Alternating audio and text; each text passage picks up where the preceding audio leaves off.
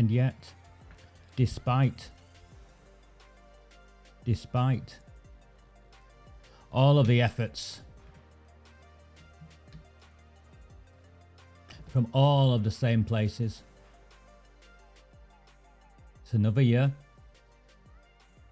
First of the Recusant 9 transmissions for 2022. And contrary to the rumours so many of you have contacted me over, which is all news to me. I paid my electric bill and I paid my internet bill. Apart from that,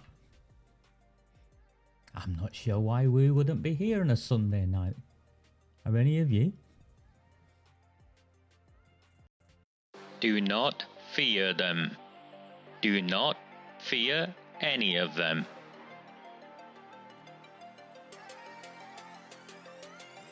On the 20th of November 2003, James Ignatius O'Rourke McMahon was elected councillor for the Failsworth East Ward of Oldham.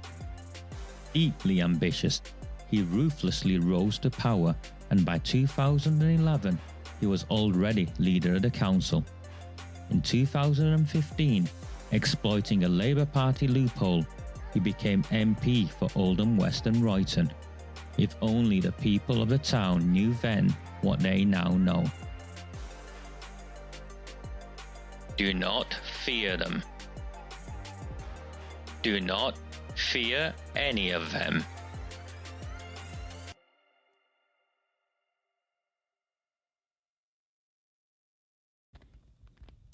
A very, very good evening. It is Sunday the 9th of January 2022. And we're just about to start warming up as we approach the May elections. And being no doubt whatsoever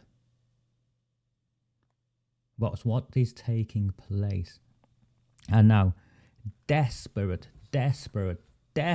efforts by malicious bloggers, corrupt coppers, and of course the usual paedophile protecting politicians who are desperately trying to close us down in the lead up to May's election, because who'd have thought it? Who'd have thought it that the rabble could cause such angst to the most powerful people in this town? No one listens to us. No one joins us. We're just talking absolute nonsense. Yet 3 years later, knock on any door in this town, in any community, in any part of this town, and terms that we introduced and educated people and took on a journey where they could navigate the racist traps that these scumbags set for us, because not a single one of us are racist. Knock on any door, and the grooming gangs tell me a door, tell me a family that isn't aware of the cover-up of the grooming and gang rape of our town's children. No matter how many times they try and silence us, here we are. Asian cartels, they denied they existed. I'm living rent-free in the heads of every Labour Party politician in this town. My brother Jamal is choking on his samosas. And why? Why? Because he knows what's coming. As does AROOJ SHAH, the disgraced leader of Oldham Council. She also knows what's coming for her. And this transmission today has been prepared in tribute, not to her. I wouldn't tribute her to anything. No. This transmission today, in the main, is in tribute to the people of Chadderton South. South Chadderton, I call it. I know the ward's called Chadderton South, but I don't know anyone who calls it Chadderton South. It's not a South Chadderton. and the bogus asylum seekers. And I'll use that term with intent because I know that term is accurate, regardless of what Oldham Council claim. That term is accurate. Illegal asylum seekers, bogus asylum seekers. Can't blame the government. I'll show you. I will show you in that forensic style that I have done in the past why this woman is an utter disgrace who holds the people of Chadderton South, South Chadderton, in complete contempt and does not deserve to represent them. But let's be honest, she's never really represented them. She was just parachuted in to a safe seat from where Jim McMahon could look after his little girl in the same way McMahon looked after his little boy whilst he pulled the puppet strings and still controlled the town. We'll see what May brings us in terms of election victories. I hope Robert Barnes gets in. I hope we get rid of AROOJ SHAH. And I hope one or two of the decent Conservatives can get in. I genuinely hope the FIP, Fails with Independence, hold their own. And maybe Paul Shilton can do something in Leeds. But I think with the amateur campaigning and the absence of any genuine sustained literature, I think it's going to be difficult for him now.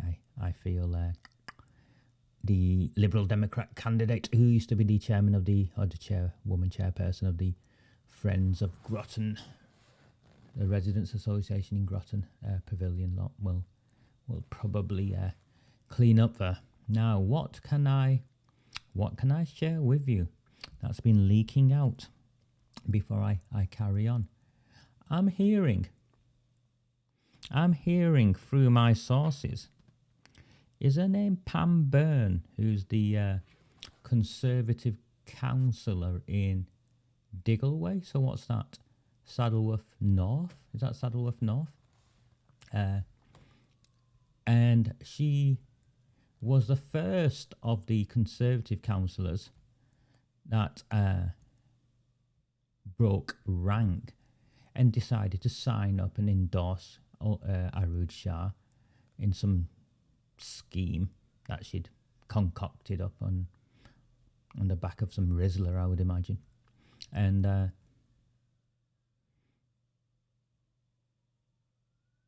yeah, she endorsed AROOJ SHAH.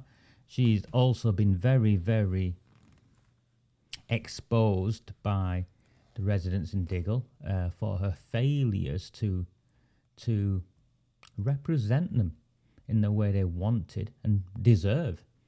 And it seems, and this is a first really for the Conservative Party, it doesn't really happen in the Conservatives side of the world. It seems that our Pam Byrne, a sitting councillor who was due for re-election in May, it seems she's been deselected. It looks like the Conservative Party have kicked her out and have selected someone else. Which we should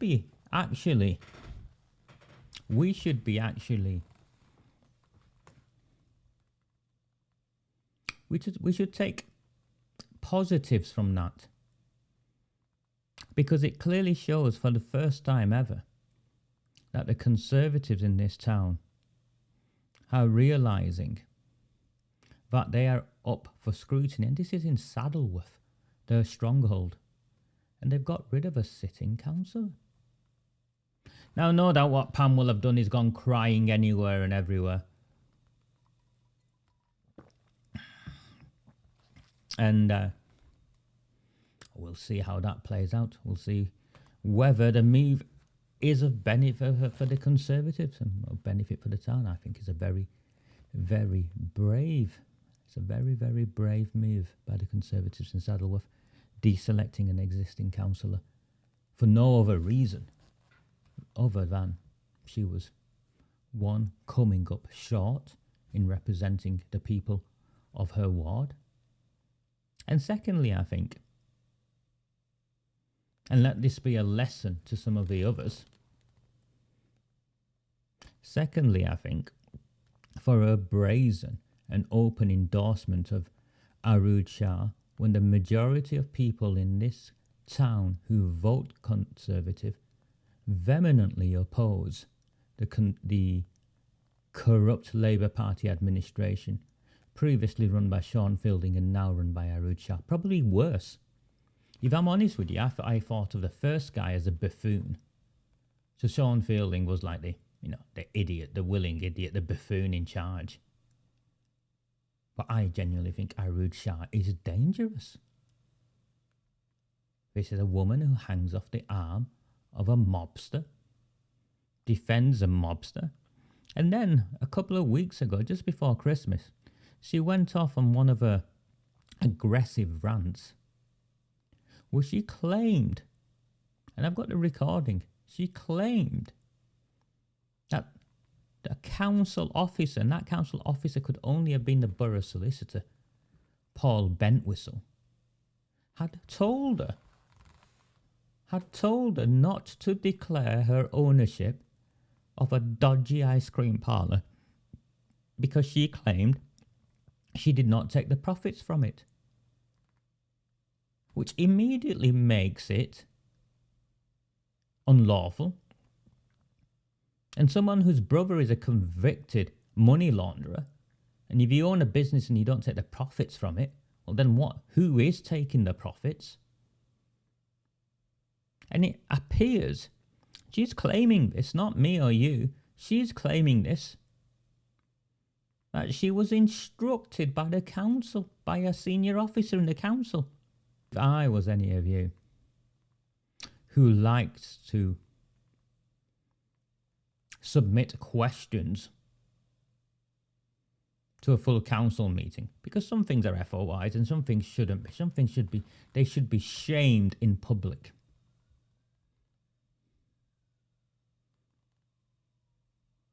And I'd pay good money to see the mayor forced to read out a question for the relevant cabinet officer, blah, blah, blah, council officer,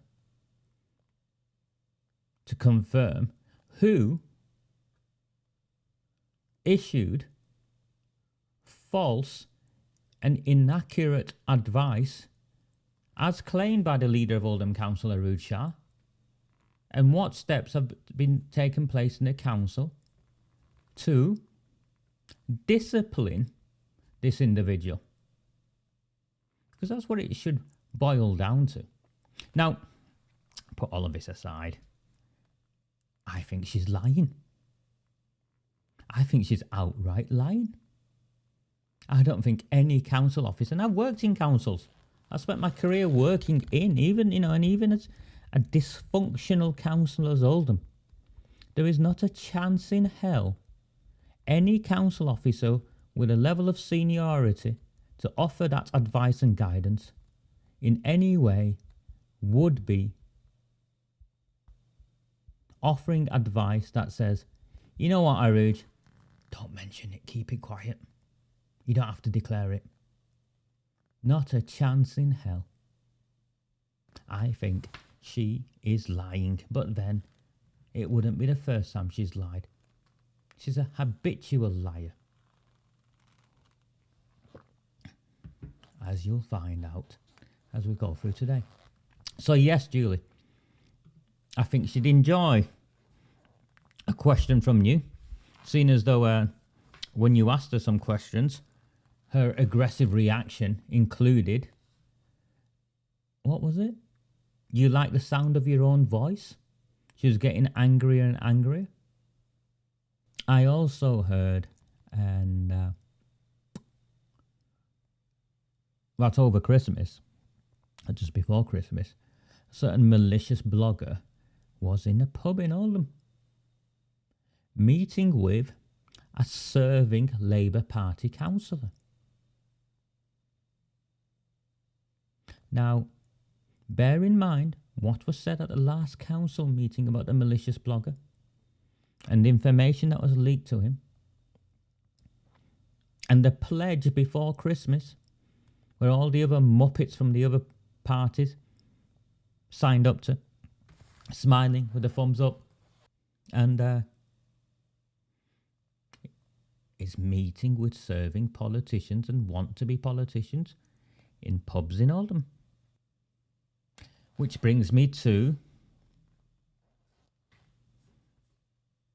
the outrage by Brian Hoban, articulated fairly well. You know, I've got nothing against how he articulated himself about the malicious blogger,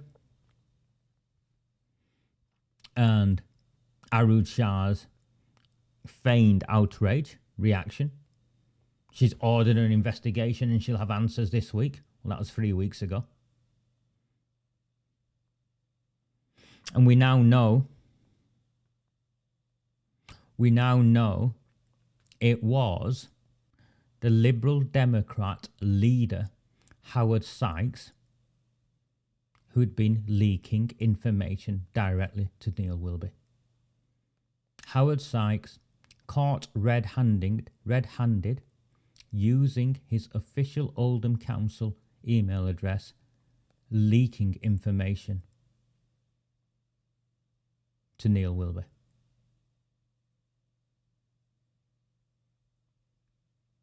Now, it doesn't stop with Howard Sykes, because the information Howard Sykes had hold of, he wasn't meant to have. He's a councillor and not a council officer. And there are straight lines, clear lines, degrees of separation. If I write to the council on a matter to do with me, the council have got to deal with it. They can't pass on my detail to be used, or my communication, to councillors so they can use it in a malicious and vindictive way, which is how Howard Sykes used it, because he knew who he was communicating with. So Howard Sykes had to have received the information from an Oldham Council officer or another politician who'd received it from an Oldham Council officer. But the starting point is an Oldham Council officer. And he won't be some admin person, he'll be someone with a level of seniority who has access to those sorts of requests that come in and has a relationship with the politicians to be able to pass it on to. Howard Sykes should be suspended with immediate effect, because remember, AROOJ SHAH clearly stated she wouldn't stand for it. So where's her statement? As clear as day in that council meeting, she said she wouldn't stand for it. But it gets worse for Howard Sykes. Having obtained, and Anita Lowe has herself publicly identified herself as the victim. So I'm not bringing you any news here, I'm just filling in the gaps of what's happened. Having unlawfully obtained Anita Lowe's home address, Howard Sykes on Boxing Day drives to Anita Lowe's house and has his son go and knock on the door with a letter. This woman, by this point, is petrified and has every right to be, because we've all seen what Wilby does to others. You've seen what he's done to me.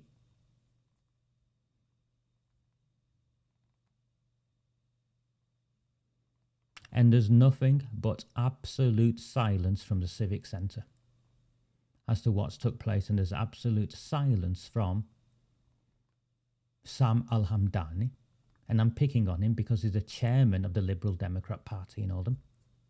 Because it seems, from where I'm standing, Howard Sykes is above the law and he can do whatever he wants. And my concern is that this is not a one-off. My concern is that this what we've witnessed is a systematic behaviour from a corrupt council who have played fast and loose with the private data of members of the public. Over 2 years ago, I wrote to Paul Entwistle raising concerns over AROOJ SHAH and her dodgy ownership of an ice cream parlour. AROOJ SHAH's solicitors wrote back to me at my home address.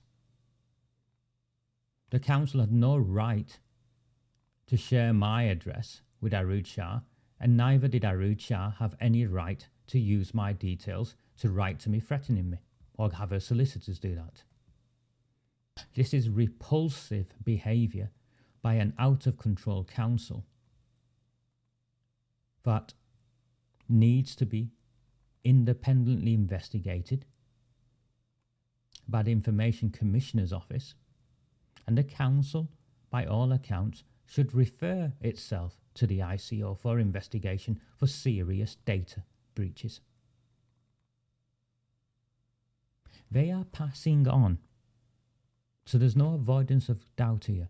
Oldham Council is passing on our details should any one of us raise any concerns legitimately in the right and proper way. They are passing on our details to mobsters and their associates. And this is not me in any way attempting to scare you or present an alternative reality. This is simply what's been taking place. He has a simple job to do, Jack. Suspend Howard Sykes.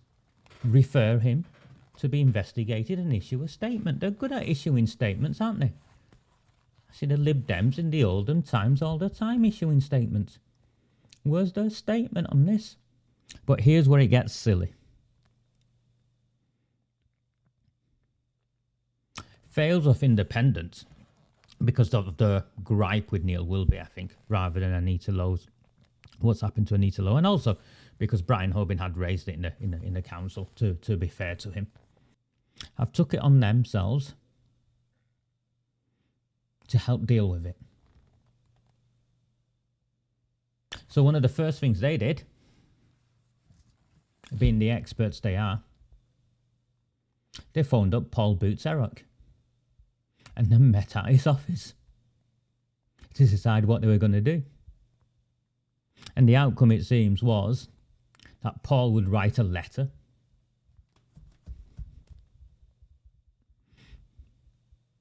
and the fit politicians would arrange a meeting with Dirty Harry, the chief exec. Now let me ask you something. If I wanted to deal with heroin dealers in Oldham, and I had an issue with Pakistani mobsters, would I be trying to arrange a meeting with AROOJ SHAH? If I had an issue with postal vote fraud and a dodgy bloc Muslim vote, would I be trying to arrange a meeting with Jim McMahon?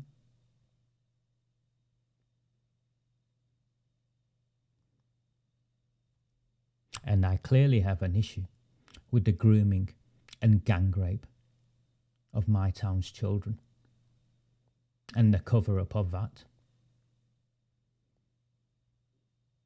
Would I be arranging a meeting with Debbie Abrahams, who to this day has not spoken out of the grooming and gang rape of children from Count Hill School, a school in her constituency, whilst he's been raving like a lunatic about the rights of people in Kashmir? So what good do you think a meeting with Harry Caffrell is going to do? And the journey we've been on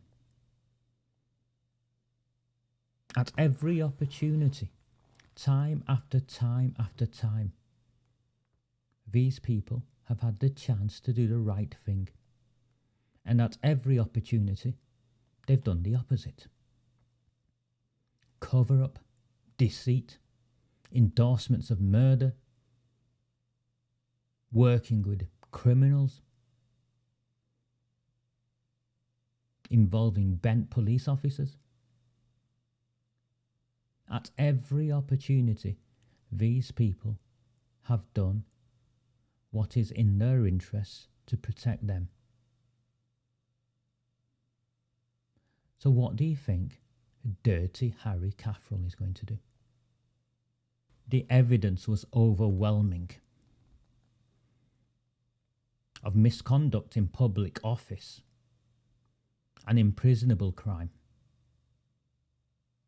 And the evidence was overwhelming, involving Sean Fielding. After the police covered it up, this is the corrupt accelerated special measures Greater Manchester Police, the council's reaction was to kick it to something they call the Standards Board. And the Standards Board is where the council investigate the council. Yes, it's the same as the police investigating the police and the press investigating the press and every other self-regulatory organisation. Be like the mullahs investigating the pedos. What pedos? Where? So it's going to go to standards and it's going to get buried and Howard Sykes is going to get away with it. And part of it is because, I won't say ineptitude, because I think that's unfair.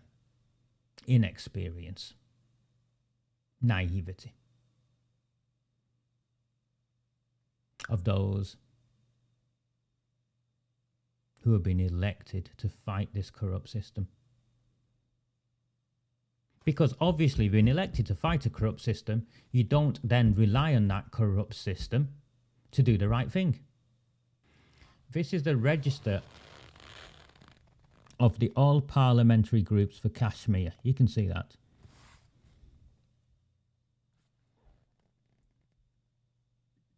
There you go, Kashmir. Yep. And you can see the purpose of the group is to support the right to self-determination of the Kashmiri people through dialogue, to seek support from British parliamentarians, to highlight the abuses of human rights in Kashmir, and to seek justice for the people there. The chair and the registered contact, Debbie Abrahams. And you can see they have a couple of other positions. Everyone else is a vice chair. And you can see Jim McMahon's name. It's highly unusual to have MPs from the same town on the same all-party parliamentary group, but clearly they both have a vested interest of a block vote to look after. On the 18th of February 2020, that I've highlighted at the bottom, between £31,501 and £33,000 was given to this group by the government of Pakistan. This is an official document from Parliament. You can see it there. These people, McMahon and Debbie Abrahams, are funded directly by the Pakistani government. Because that's what this document shows. The Pakistani government fund them. Those of you who saw my post earlier on yesterday, maybe, I think it was yesterday, was it today? About a leading human rights lawyer. Pakistani guy. University of Brunei. What they're going to do? Call him a racist?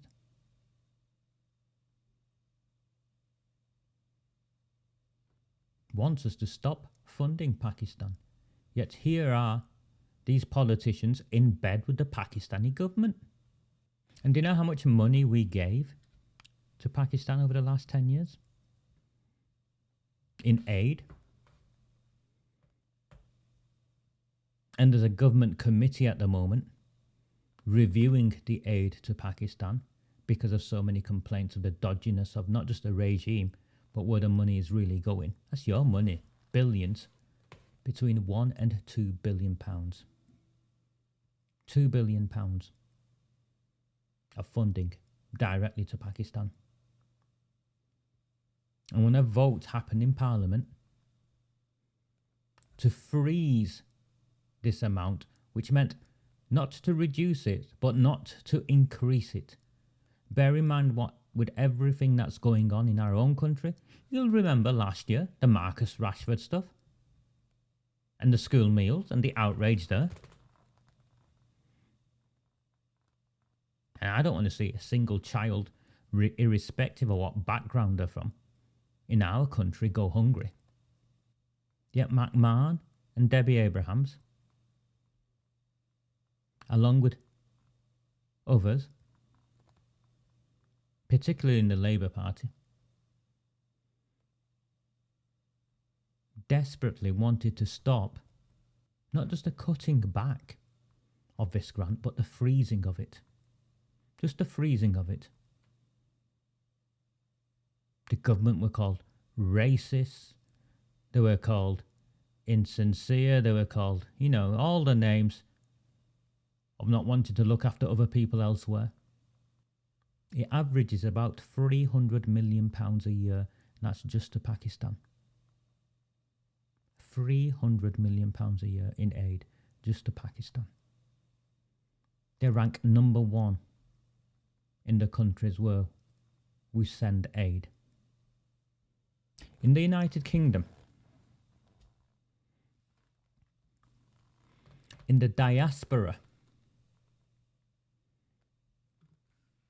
in the communities where people from Pakistan, Bangladesh, so and so have settled, whatever benefits we have brought, and I look at myself when I say this, there has been, for a number of generations, multi-generations, serious challenges placed on the host communities. And contrary to this idyllic multicultural utopia that the fake liberals dream up, for those of us who've experienced and endured what's took place, from all backgrounds, the challenges have been extensive. Now imagine if you took the money you gave to Pakistan and you take the money you gave to Bangladesh, because those are the two sort of main Muslim minority communities in this country. It'll be about £500 million a year. And you ring-fence that money for the towns and cities where immigration from these countries has had an impact. Just imagine what £300 million would do to Oldham. A one-off cash injection of £300 million. What it would do to Rochdale, or Huddersfield, or Birmingham. But instead, we're sending money to a nation that turns a blind eye. This isn't me that's saying this. This is proven by Amnesty International and confirmed by a senior human rights lawyer from the University of Brunei, Professor Rahman, in testimony to a committee at Parliament. This is a country where if you are a girl from a religious minority, so if you're a Christian, for instance, or a Sikh, and you are kidnapped by a Muslim man or a Muslim gang, 10, 11, 12, 13, 14 years old, the authorities will turn a blind eye as that girl then undergoes forcible conversion to become a Muslim and then is married off to a Pakistani man 3-4 times her age. Where is Debbie Abraham's outrage to the persecution of minorities, particularly children in Pakistan? Where is Jim McMahon's outrage to the way in which homosexuals are treated, gay people are treated, women are treated? Oh, I forget. They participate through their complicity or their silence in the very same practices in this country by those communities. £500 million a year between Bangladesh and Pakistan, give or take. Year on year on year. Why do you think Jim McMahon and Debbie Abrahams are defending the spending, defending the increase? So when 300 or 400 million isn't enough, they want to increase it. Why do you think they want that to happen? Every politician who makes decisions like this is lobbied. They are being lobbied by their core votes here to make sure that they protect that aid going to Pakistan, because that aid going to Pakistan isn't being spent on aid, or not enough of it is being spent on aid.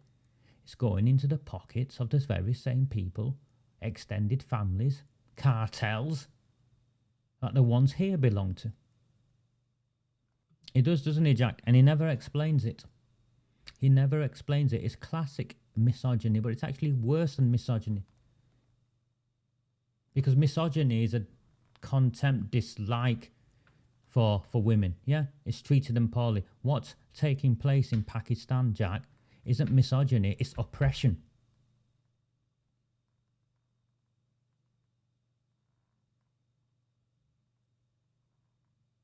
Amnesty International made reference to a case where a woman was dragged out of her car in a motorway in Pakistan by a mob of men who gang raped her in front of her children. Can you imagine that happening here? In the worst place possible. Can you imagine that happening here? Dragged out of a car and gang raped. Just imagine how many schools, a one-off cash injection of £300 million. And rotate it. A different town every year. Based upon the indices of deprivation, and the poorest place gets it first, and then we work our way along.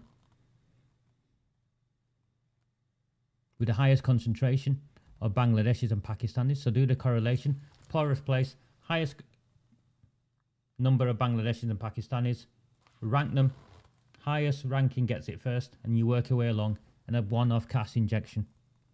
I'm just getting messages from a friend of mine of the size of AROOJ SHAH's family's house in Pakistan. A mansion. That's what I just looked down at. Mansion.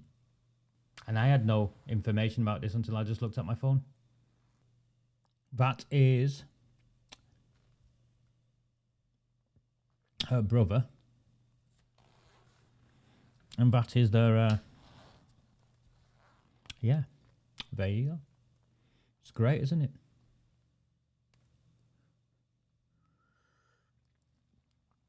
Ice cream parlour and other ventures clearly paying well. So I don't want to put the name up of the person who sent me that screen grab for obvious reasons. I don't think he'll make it to the weekend, do you? Well, her brother is a convicted money launderer, Jack. Which is all the reason more why and how, and an explanation needs to take place, be provided by Paul Bentwhistle, the borough solicitor, as to how it was that AROOJ SHAH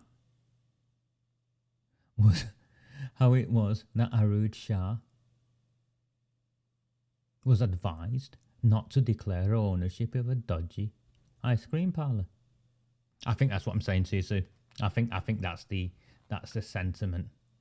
I've got a sequence of newspaper articles, council statements, Facebook posts, blah, blah, blah, and I'll run through it sequentially. The statement issued on the 25th of August 2021, was completely unnecessary by the leader of Oldham Council. Not every council leader issued a statement across the country this way, but AROOJ SHAH did, and she invited attention to our town as a place where we were willing to take asylum seekers. You can see it there, Oldham Council weighing up how it can support Afghan refugees. The council is working across Greater Manchester as it plans how it can help Afghanistan refugees caught up in the heartbreaking situation after the Taliban took control of the country. It's in black and white here, and it's important to get this out at the beginning. You can see it here, black and white. The local authority, that's Oldham Council, has been part of a policy which provides housing to people who have helped UK forces in Middle Eastern countries, and in February, the council leader pledged to support a small number of Afghanistan households. Oldham Council leader, so that's as back as February. Black and white there, as back as February. They're working in partnership with the government. Oldham Council leader, Councillor AROOJ SHAH, said, "Our thoughts are with all those caught up in the crisis in Afghanistan.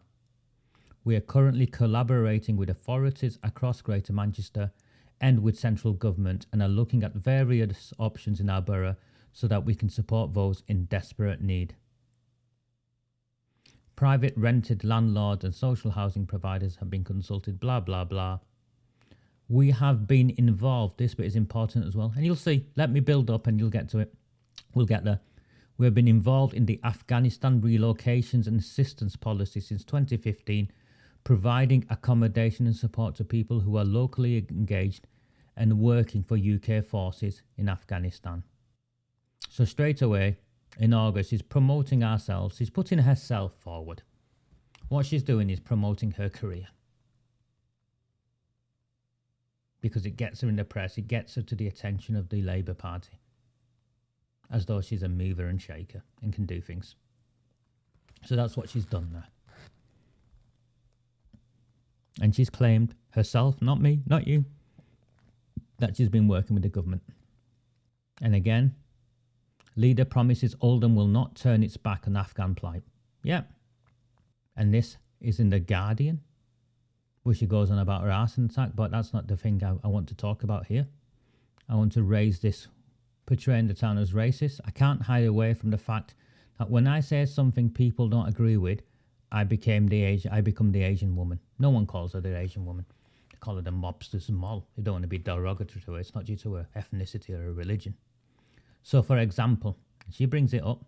She's brought that up intentionally because this is a national platform, The Guardian. "On the Afghan crisis recently, I did a statement about Oldham is a place of solidarity, and straight away the comments underneath were she's encouraging terrorists to come down. She's creating a Muslim caliphate." That's not what people said. And if that is what people said, the ones who said it were few and far between. So she raises the Afghan issue there as well. So she's grandstanding on a national platform of promoting Afghan. On the 29th of November, Robert Barnes, after already dotting his I's and crossing his T's, confirmed that the Victoria Hotel in his ward in Chadderton South was going to be closed down and handed over to the refugees, for some refugee resettlement scheme. Reservations for Christmas were being cancelled. When people were asking the hotel, they weren't being honest. And when he was raising it and others in Chadderton were raising it, the Labour Party response was a bunch of racist scaremongering. None of this is true. Unfortunately, it was true. And the following day, the council AROOJ SHAH was forced to issue the first of two statements. "We can confirm the Home Office has informed us that they intend to use one of Oldham's hotels as accommodation. Oldham has a proud history of welcoming people of all nationalities." I don't know where she gets that from. But she's grandstanding. That said, we do not have a choice in how many asylum seekers we accommodate here in Oldham. And now she's blaming Serco and the Home Office. Yeah, you can see her. Yet in August, so this is November, yet in August, remember, she claimed she was currently collaborating with authorities across Greater Manchester and with central government. And as far back as February here, they'd been part of a policy. And now caught red-handed and on the back foot, she's claiming it's got nothing to do with them and they knew nothing about it. And then the council confirms the use of the hotel. And the Manchester Evening News talks about how the hotel was shut to accommodate, and the impact it's had on weddings. Although the MEN, being the fake liberals that they are, decided not to name the hotel to protect the staff. Like if any of us have ever said or done anything to the staff, ever. So far, caught red-handed, claiming they were working with the government and now claiming they're not. So the obvious question there isn't actually to the council, because you're not going to get the truth out of them. It's to the Home Office. When did Oldham Council become aware of the influx or the placement of asylum seekers in Chadderton South? And here she is, 2nd of December. After first claiming she was working with the government, she's claiming that the system is unfair and unjust. And this is a system, by the way, that the Labour Party, Jim McMahon, signed us up to. So the council got paid for it.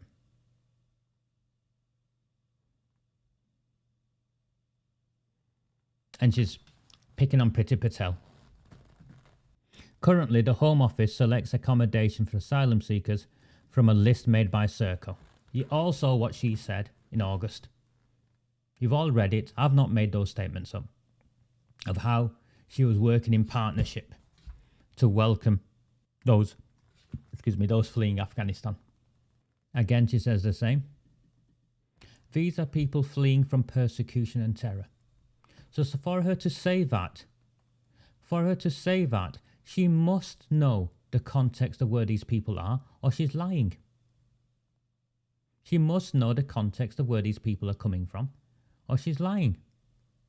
And by this point, I'm scratching my head, because I remember reading things and thinking, there's something missing here. And you know what I'm like, and how anal I am with information and what I'd read.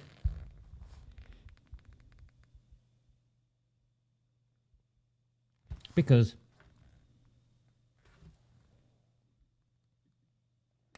this is her statement on the 14th of December. So it's a second statement, the same style as the grooming gangs. When you're issuing multiple statements, you're in trouble. And all the newspapers are repeating your statements for you. Like eFund or your council funds. And then I found this and I thought, yes, here we go. They've not managed to delete it here. AROOJ SHAH statement, it's not mine, do you see? Leader's statement, Oldham Council, it's not me. Not made this up. The other newspapers have hidden it. Because all this time, she's been alluding, this is the second point I want to make to you.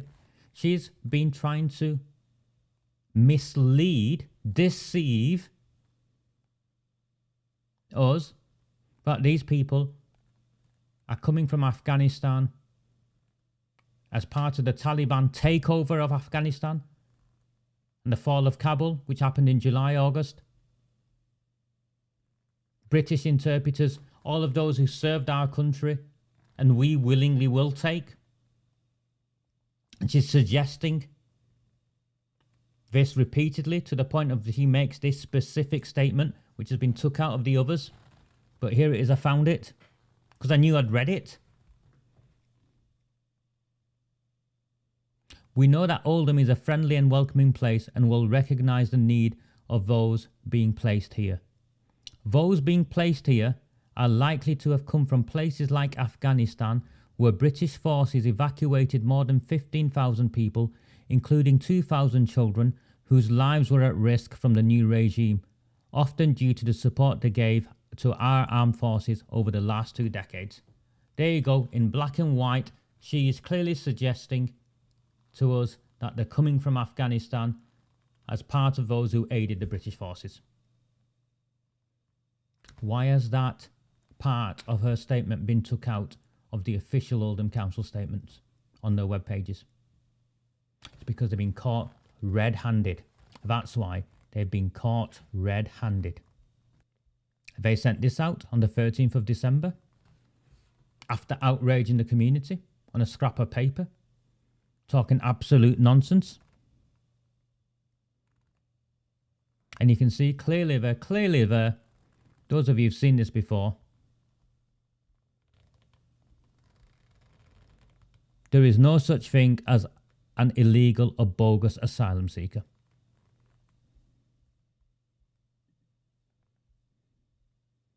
Here's a statement again. A second statement on the 14th, which makes reference to a list of FAQs on their webpage. FAQs. This is the question you want to look at. Are the council receiving any funding for this? No, the council are not receiving any funding for this. The Afghan Relocation and Assistance Policy and the Afghan Citizens Resettlement Scheme are specific schemes for people who have been evacuated from Afghanistan. The people placed in the hotel are asylum seekers and are not part of this. Buried in there. And all of this time, up to this point, and if you hadn't read this and been able to pull this out, they have deceived us. Deceived us. They have led us to believe that these asylum seekers are coming from Afghanistan, fleeing Afghanistan, her own words, helping the armed forces, of which there is a specific funding scheme to aid their resettlement, and buried, you've got to infer it from the small print that if they had come as part of the fleeing Kabul because they had been helping the British authorities, the British soldiers there, they would have been part of that government scheme. Here the council have confirmed they are not part of that government scheme. But all this time deceiving the people of South Chadderton and trying to intimidate or guilt the rest of us into silence. Is this the sort of leader you want running our town? And of course there's such a thing as a bogus and illegal asylum seeker. Here is the document on Fact Check, Full Facts, Fact Check UK. It's a lefty platform, but even they have got to admit it. The people trying to cross the channel from France to the UK, that's what these group, by the way, are, who've settled here. They're not refugees. And even this full fact issue paper has to go around it. Forced admission. There is some UK domestic law which allows the government to refuse to consider an asylum application if it is judged that the person could have claimed asylum elsewhere. Refugees who arrive in the UK after passing through another UE country can, under certain circumstances, be also returned to that country. That's the Dublin regulation. That no longer applies since we left Brexit, since we left the EU. But the first bit, if it is judged that the person could have claimed asylum elsewhere. UK domestic law means our laws, because we took our laws back, remember, after Brexit. So the law in this country determines that if they've come from France on those small boats, then we are right to describe them as bogus and illegal asylum seekers because they could have sought asylum in France. That's the law. They've not sidestepped it. They've admitted they're not getting payments for these asylum seekers. Because if they were getting payments for these asylum seekers, that money would have specifically come from the relocation fund sets, especially for those fleeing the Taliban that we have decided to take in because of their loyalty and service to our armed forces. And all this time, she's been suggesting that is what's taking place. But only in the small print. They know where the asylum seekers in that hotel are from. Why aren't they issuing a statement, Mark? Why are they continuing to play this facade and present this falsehood of these are Afghans fleeing the Taliban who helped us? Robert Barnes is saying,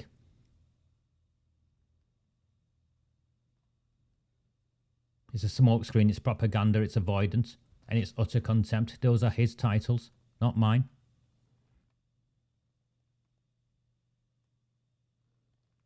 They won't tell you what's happening. 340 shares. Vote for this man. Campaign for this man.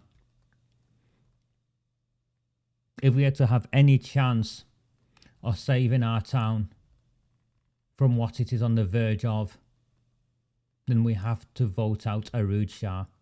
AROOJ SHAH, the leader of Oldham Council, is deceiving the people of this town as to where these asylum seekers are coming from.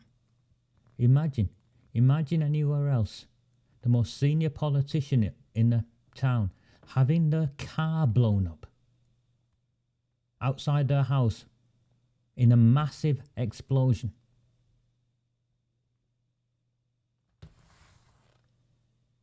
And I get her not, put that to one side. I'm not issuing a statement. She should not have issued any statement in any form. Never mind milked it, but, put that bit aside. Take her and her dodginess out of it. How can Greater Manchester Police not have shared the video and called for witnesses to come forward? How? How can none of the newspapers have published the video? Or the TV news, the local news at the very least. One of the most prominent politicians across Greater Manchester, executive position in the Labour Party, Muslim woman, has her car blown to smithereens, and that video isn't shown on the national news. The police fail to share the video and ask for people to come forward. And 6 months later, not a single charge. It stinks, doesn't it? And there's a familiar smell, a familiar stench.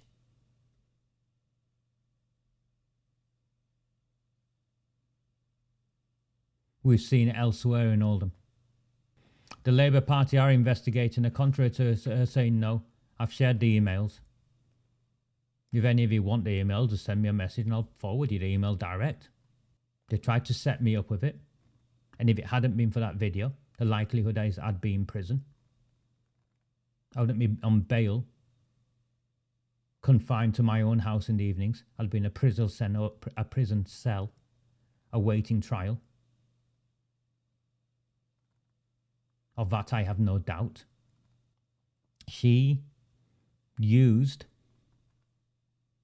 the firebombing to elevate her profile nationally and secured a more prominent role not long after in the Labour Party. Her grandstanding on Afghanistan and refugees this way, and a repeated claim of fighting racism in this town, is just another example of her using the decent people of Oldham as a stepping stone in her political career. This is ruthlessness that, if you have any political aspirations, should be admired. This is taking everything out of Machiavelli and ramping it up to levels I've not seen anywhere else. Not in this country anyway. She is exploiting every one of you to elevate her political aspirations. She only got in, see, with 950 odd votes. The Labour Party are campaigning like mad in Chadderton South. They're going to make the case that if you don't vote for her, you're a racist or a misogynist. How can, Sheila, how can the national media and not be asking questions of why the criminals who did this have not been charged. These are bogus, illegal asylum seekers. The Prime Minister has used the term bogus and illegal asylum seekers. I'm happy to use the term, and they've been used repeatedly for decades in this country because it's true. And to attempt to censor and silence decent people like Robert Barnes for raising the concerns of those in his community, because let's face it, if decent people like Robert does not come forward and raise these concerns in a way in which they can be articulated sensitively and appropriately, then only one of two consequences follow. One, no one raises it, and that resentment simmers inside of all of you, which is a major issue in this town. That sense of unjustness, inequity, fearful that if you say something, you'll be branded and someone will write to your employer and try and get you sacked.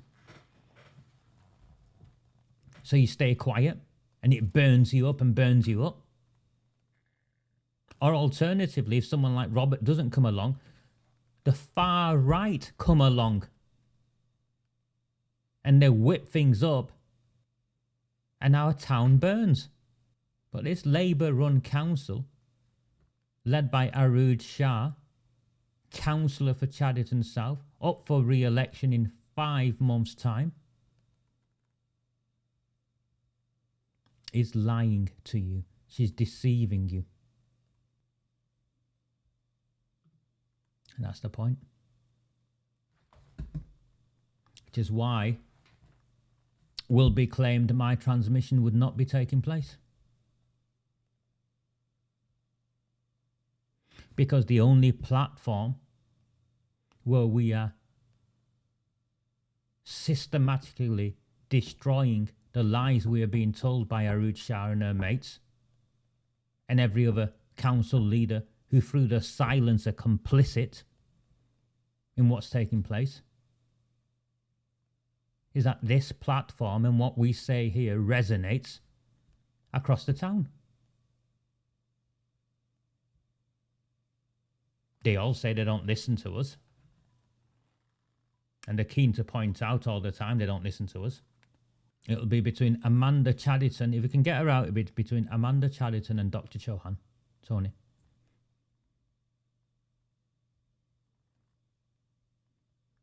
Jabbar will make a play, but he won't get enough. It'll be between Amanda Chadderton and Dr. Chauhan. Lord Ahmed of Rotherham, the first Muslim peer, senior Muslim peer, groundbreaking when Tony Blair made him a peer. Well, he's a convicted child sex offender now, isn't he? So he was convicted last week. And interestingly, the Oldham Times were forced to run with it after we shamed them. And that's because initially they ran with the story of when the trial had collapsed and suggested he'd been innocent. Now, what was the Oldham Times doing running a story about a Muslim peer from Rotherham? I'll tell you what I think they were doing. It was that subliminal message that here is a Pakistani peer who's, charged and he's been proven innocent, so all this stuff is false. And after the news broke and we shared it as well, quickly buried in the mainstream media, by the way. Very little analysis of what took place. Turns out, not only had he been at it, but in typical grooming style, gang style, there's more than one of them, and it's a network of friends or family. So his 2 brothers had been at it as well. The 3 of them, I mean, he'd done it to some girl as well, but the 3 of them had each been having sexually abusing a young boy. And the significance clearly is a link to Rotherham. If someone as high up as him can do it, and believe me, in our small communities,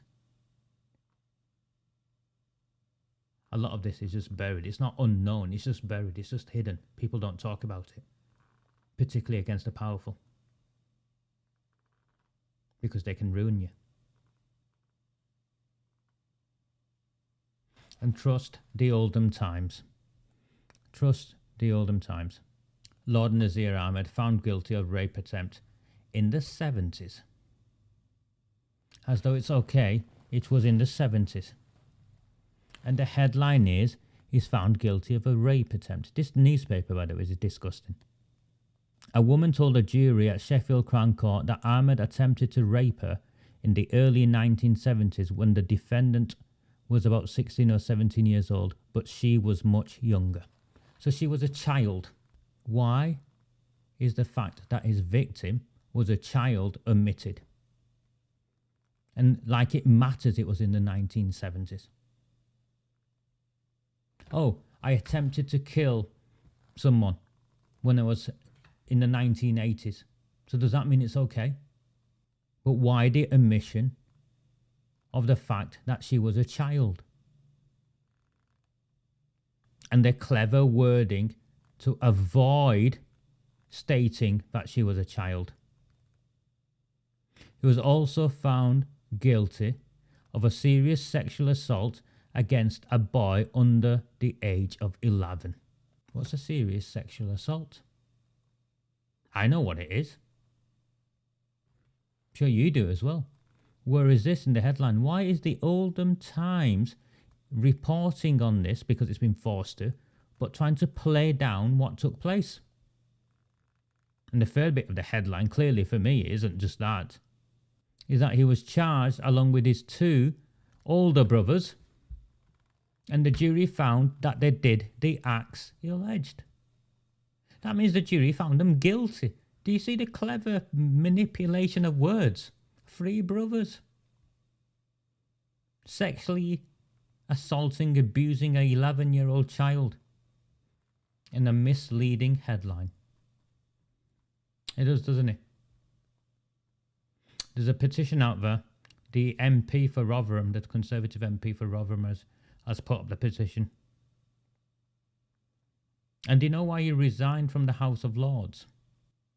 He was forced to quit after a report found that he'd taken sexual advantage of a woman who came to him for help. He should have been prosecuted.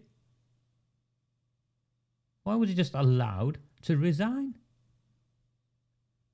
The police should have arrested him. I'll keep transmitting for as long as I can. And my only ask to all of you is keep the faith. Keep believing that we can make a difference. And we've just got to keep turning up. When I was on my knees a couple of years ago, a Jewish friend of mine, they call him Steve, Tel Aviv, he's from Tel Aviv, bought me a coffee and he says, Raja, you've got to just keep turning up. Every day you've got to get up. And you've got to just keep turning up. No matter how dark it gets, you've got to keep turning up. That's my advice to all of you. I don't know where all the answers are for this town. We've been betrayed by the politicians from the other parties. I see the odd, decent person. I like to think they're a decent person. And that's all we can focus on for now. That's all we focus on for now. And come May, we'll see what the terrain looks like. Because our choices are simple.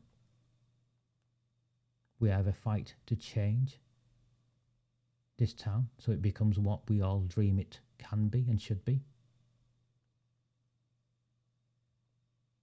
We'll leave this town and run away.